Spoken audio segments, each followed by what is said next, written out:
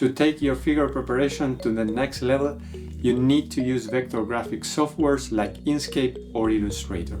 With vector graphics, you can access each individual element from each panel to modify it as you wish. This is critical to homogenize your figures, which will help the reader understand them easily, making your paper more accessible. Inkscape is free. You can download it from their official website, which I'm showing now on screen. Today we will be covering a lot. I will show you how to import your panels, the differences between groups and layers, how to select and transform objects, how to align them and distribute them. We will cover all you need to know about working with text. You will learn the difference between the different types of cursors and much more. If you're interested in any particular topic, remember that you can just go directly to each relevant chapter without going through the whole topics that you already know. One last thing before we start: to make the best out of vector graphics, every single panel should be created using vector image types, the most common being the PDFs. If you are using R, for example, to generate your panels, you can check my previous videos on how to make publication quality PDFs panels using R. Okay, so once we have our panels, the first thing we need to do is to import them to Inkscape. Very good, so we start by loading our image. To do this, we press Ctrl-I and then we select the image that we want. And then we go to the page settings. We remove this all here so that only the figure is incorporated without its canvas, so that we have it on our page. Now let's adjust the panel so that it's the same size as the other panel. When we go and look at the axis more in detail, we see that the title of the y-axis is distorted, as well as the numbers and the dots. So everything is distorted, and this is not what we want. What we want is everything to keep their proportion. So to do this, when we take the corner of the figure to modify its size, you can see that you can change the proportions as you please. However, to keep the proportions, we need to press the Ctrl key, and that allows us to enlarge or contract the image, keeping the dimensions. The problem here now is that half of the panel is outside the page. So the goal now is to contract the image in such a way that we don't distort its elements. So what we'll need to do is to access the individual components of the panel. So we select the image and ungroup. We see that there is some background on the image that we can eliminate. Also, the dots are all grouped. We can ungroup them as well. They are grouped with their backgrounds that we will also eliminate. And now we can access each individual dot, an element that is what we want. If you see now, there is no distortion on the dots, the titles, and we can select all the dots individually. Some elements remain grouped, like the text and the numbers, and we want to leave those like that for the moment. We don't need to ungroup everything now. Okay, now I will show you something that is quite optional. I don't do it all of the time. We will put all the elements of this panel inside a so-called layer. The layers allow you to work only with what you have in the layer, avoiding modifying anything else outside. So we go to the layer panel and we create layer 2, and we will do is select all the elements in the panels, and then we move it to that layer.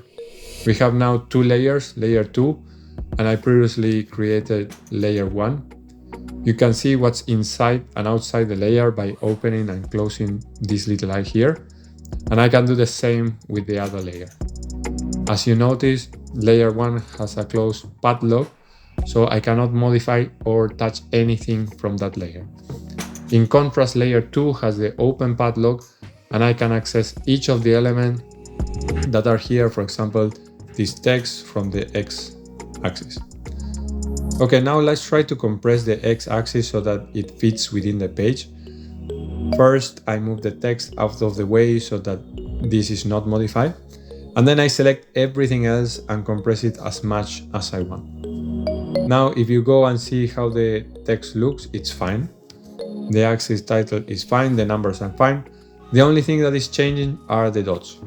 So I need now to modify the dot back to their original shape. To do that, I select one dot and then I say select same fill and stroke, and all the dots have the same fill and stroke, and you can see they are all selected, and I can modify them all at the same time. So if I go to the dot, then I click on its transform tab. I want to change the width of the dot to make it a little bit more round. It's important to always have this applied to each object separately so that each modification is done on each dot. Then I go here to the width. I want to make it a little bit bigger. We just make it 5%, and I will increase the size gradually by applying the increase multiple times until the dots get round. The other thing that I would like to do is to increase the transparency of the dots because there are many dots overlapping. So we go to the fill and stroke tab, and we can decrease the alpha of the dots by modifying the opacity. And as you can see, we have the gray and black regions depending on the density of the dots. Right now, I can also go ahead and try to increase the size of the dots. So here I will stay proportionally. I will increase gradually until I like the size, and I say, okay, this is a good size. We'll keep it like this. Now, what we need to do is to put the text back into place. What we need to do is just align the first tick of the x-axis to the first word. I will ungroup all the words so that I can work with each individual word, and I will place them in their relative order. And you will see why I do this in a minute. And then I will put in place only the first and the last word, and I will use the align tool. So I will select both the tick and the word. I can select both by pressing Shift, and then I will go to the alignment tool and align. And I will make sure that this is relative to the first object selected, and here I will be selecting first the tick. I will do the same for the last label. Then I select everything, and I want to put all the words at the same level as the last word, as the SUV. That I do with the line to the top edges. Now they are all aligned to the top, and then I distribute them, and we have them now all in good position, and we can do the same for the axis title. So we click the axis, that is where we want to align the title to. Then we say align, and we want to move the title up. And just to keep it on a straight line, we move it while pressing the control key, and that will move it straight there. And there we are. So that's looking quite good. However, there are some issues like the size of the text being different, and also the fonts of the text being different to the other panel. So what we are going to do is select all the text, and we do that by doing right click and then select same, and we are going to select the same object type. There you can see we have all the text selected, and notice that only the text on the layer that we created is selected. We are not modifying the text on the other layer.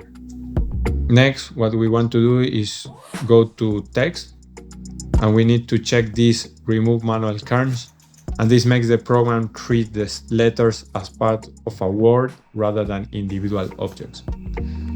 But once we do that, it's quite intuitive. We go to the text tab, we can select the size font. We select 7 because this is typically what the journals ask. And there we are in pretty good shape now. With this modification, however, the title of the y-axis is a little bit displaced. So again, we want to align, and we go to the align tool, and we align it to the axis as we did before for the x-axis. We can move the whole labels a little bit up, and there we go. That's quite good. So now the size of the axis is a little bit all over the place, and it's way bigger than we want. What we are going to do is try modifying them. So again, we go and select same, and we choose fill color. This selects all the axes and ticks. So that's what we are doing. We have all selected, and we go to width, and we put it in a width of 1 point. And that's pretty much what we need. You see that it looks like the size of the panel on the left. So far so good. But we can do better here. You can see that the ticks of the axes are a little bit too long, and we might want to do them a little bit shorter. So what we want to do now is something a little bit different. We will not move or transform any given element, but we will modify the element itself. And for that we need to use the second arrow on the menu that allows us to modify the individual elements. And you will see what I mean by that. So now we have the arrow. You can see that each line has two dots that define the line itself. And we want to move not the whole line, but only the bottom part of it. So we select the lower dots. They are in blue now, in contrast to the other dots that are in gray.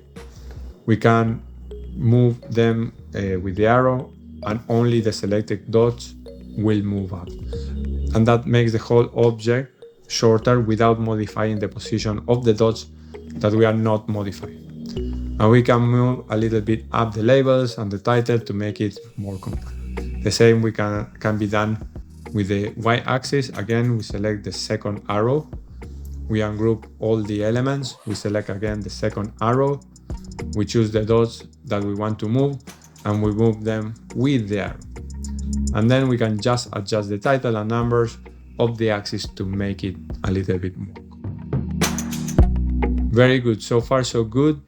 Our panel A and B are represented, however, the same sort of elements, and we want to have an homogeneous color code across the different panels of the figure. So what we can do is select, for example, the dots corresponding to a given class, and with the color selection tool we go to the next panel and select the same color that we are using for that class, both for the fill and the stroke. To modify the stroke, we just need to keep the shift to press the shift key on, and we see that we get the same color, and we can do this for each and every single class that we have. Alright, so after modifying each color, now we have a pretty decent panel that can be read, is not distorted, has compact access, and everything is aligned and has nice color consistency. These are the tools we use all of the time. In most cases, is all you need. Now that you have your figures, the next step is to write the results. If you're having trouble with writing your results section, you can check this video where I present a framework to streamline your results section writing and avoid getting stuck.